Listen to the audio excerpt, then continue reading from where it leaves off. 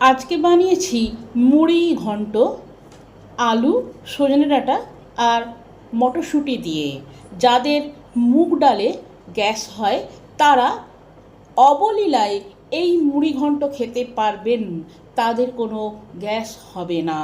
নমস্কার আমার প্রিয় বন্ধুরা, আশা করি আপনারা সকলে ভালো আছেন আর সুস্থ আছেন। বাসন্তী রান্নাঘরে আপনাদের সবাইকে সুস্বাগত। নতুন সজনে ডাঁটা, আলু আর মাছের মাথা দিয়ে বানিয়ে ফেলুন মুড়ি ঘন্ট। মুগের ডালে যদি গ্যাস অম্বল হয় তাহলে আপনারা নির্বিঘ্নে এই মুড়িঘণ্ট খেতে পারবেন। এই একটি রেসিপি হলেই সমস্ত ভাত খাওয়া হয়ে যাবে। এই ভিডিওটি সম্পূর্ণ দেখার অনুরোধ রইল। আজকে রান্না করব মাছের মাথার মুড়িঘণ্ট। এই রেসিপিটা বানানোর জন্য যে উপকরণগুলো লাগবে সেইগুলি হলো একটি মাছের মাথা, তার সাথে এক পিস মাছ নিয়েছি, আর আছে একটি আলু, একটি টমেটো, এক মুঠো মটরশুঁটি আর 3টি সজনে ডাঁটা, হাফ চামচ জিরে গুঁড়ো, হাফ চামচ গরম মশলা, একটি শুকনো লঙ্কা, একটি তেজপাতা, হাফ চামচ লঙ্কা গুঁড়ো, হাফ চামচ হলুদ গুঁড়ো আর হাফ চামচ ধনে গুঁড়ো, 1 চামচ আদা বাটা, 1 চামচ রসুন বাটা আর একটি পেঁয়াজ কুচি। আলু সেদ্ধটা প্রথমে মেখে নিই।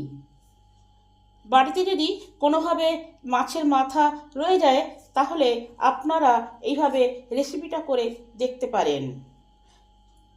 কিছু না থাকলে এই রেসিপিটা দিয়েই পুরো ভাত খাওয়া হয়ে যাবে, আর কিছুই লাগবে না।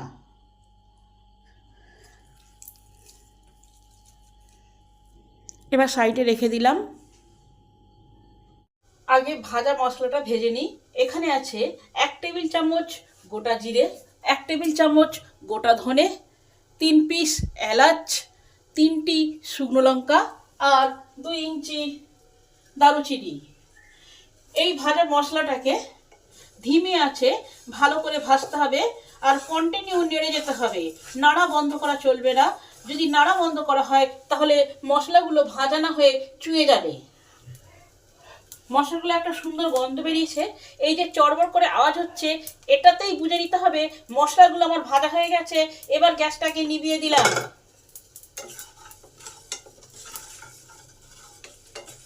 এবার এই মশলাটাকে ঠান্ডা করে মিক্সিতে গুঁড়ো করে নিতে হবে। এবার 5 মিনিট পর মাছগুলো উল্টে দেখি, দুদিকটাই এইভাবে লাল লাল করে ভেজে নেব।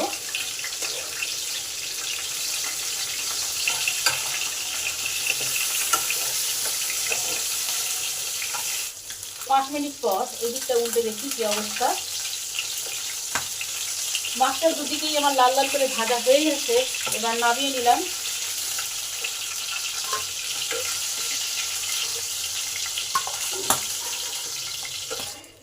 এবার এই তেলের মধ্যেই কিছুটা কালো জিরে ফোড়ন দিলাম, একটা তেজপাতা দিলাম, একটা শুকনো লঙ্কাকে ভেঙে দিয়ে দিলাম। এবার এই কালো জিরে, শুকনো লঙ্কা, তেজপাতা এটাকে ভালো করে একটু ভেজে নেব। এগুলো আমার ভালোভাবে ভাজা হয়ে গেছে। এই সময় রসুন কুচিটাকে দিয়ে দিলাম। রসুনটাকে একটু ভালো করে ভেজে নেব। রসুনটা আমার ভালোভাবে ভাজা হয়ে গেছে। এই সময় একটা পেঁয়াজ কুচানো আছে সেটা দিয়ে দিলাম। আর পেঁয়াজটাকে তাড়াতাড়ি ভাজার জন্য সামান্য পরিমাণ নুন দিলাম।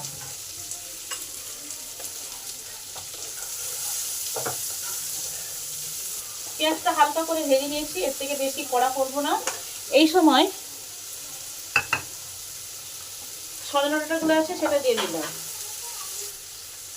তার সঙ্গে কিছু মটরশুঁটি সেটাও দিয়ে দিলাম। এই সজনে ডাঁটা আর মটরশুঁটিকে একটু ভালো করে নেড়ে নিলাম। 5 মিনিটের জন্য চাপা দিয়ে দিলাম, এই ডাঁটা আর মটরশুঁটিটা যাতে ভালোভাবে সেদ্ধ হয়। 5 মিনিট পর চাপাটা খুলে দেখি কি অবস্থা।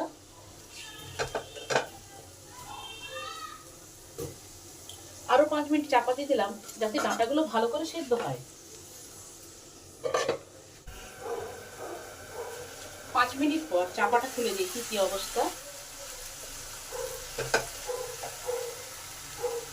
ডাঁটাটা আমার সেদ্ধ হয়ে এসেছে, মটরশুঁটিটাও সেদ্ধ হয়ে গেছে। ঠিক এই সময় 1 চামচ আদা বাটা দিলাম, তার সঙ্গে একটা টমেটো কুচানো আছে সেটা দিয়ে দিলাম। এবার এর সঙ্গে হলুদ গুঁড়ো, লঙ্কা গুঁড়ো, জিরে গুঁড়ো আর ধনে গুঁড়ো দিলাম।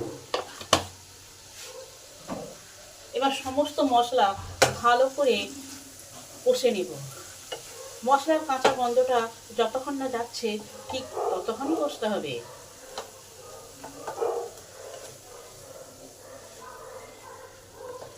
এবার সব কিছু যাতে ভালোভাবে সেদ্ধ হয় সেই জন্য আমি 5 মিনিট আবার চাপা দিয়ে দিলাম।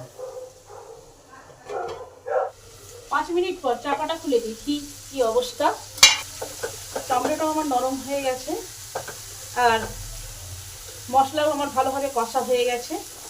দেখছেন তেল ছেড়ে দিয়েছে। আলুটা যে মেখেছিলাম সেই আলু মাখাটাকে দিয়ে দিলাম। এই আলুটাকেও এই মশলার সাথে একটু ভালো করে কষে নেব, তাহলে খেতে টেস্টি হবে।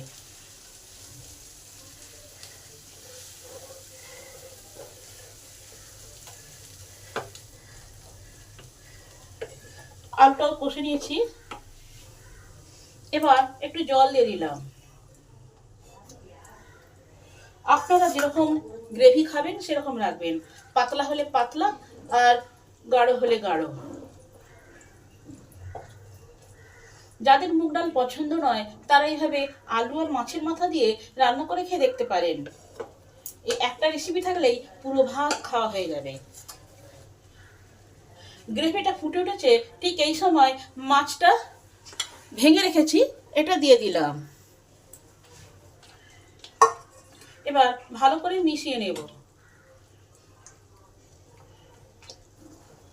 এবার উপর থেকে কিছুটা ধনেপাতা দিয়ে দিলাম। টেস্টের ব্যালেন্সের জন্য স্বাদ অনুযায়ী চিনিও দিলাম।